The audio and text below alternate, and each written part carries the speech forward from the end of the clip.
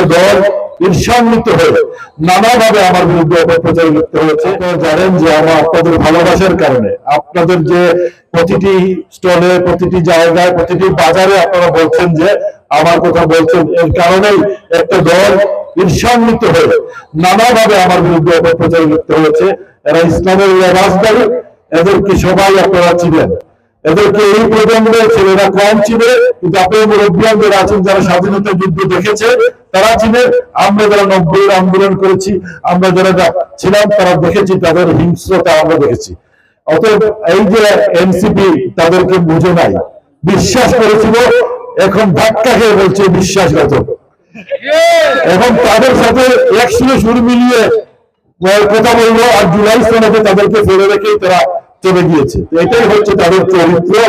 এরা কখন যখন যেটা সুযোগ পায় তখনই বলে, যখন পূজার কথা আসে পূজার কথা বলে, পূজাতে গিয়ে বলে পূজা রোজা এক।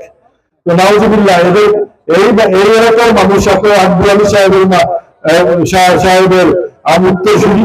আমার বিশ্বাস আমাদের রামায়ণ কেরাম তারা বলে যে কওমি মাদ্রাসার যে ইমাম, যাদের পিছনে দাঁড়ালে আমাদের দোয়া কবুল হয়, যাদের নামাজে আমাদের নামাজ কবুল হয়, বলে তারা ক্ষমতায় আসতে তাদেরকে মসজিদ থেকে বের করে দেবে। এত সাহস রয়েছে তাদের যে তারা একটা বিশ্বাস দেখাচ্ছে যে আমাদের আলিমুল আমাদের সম্পর্কে এই সমস্ত কটূক্তি রয়েছে। এই দলকে আপনারা চিনেন, সুবিধাবাদী।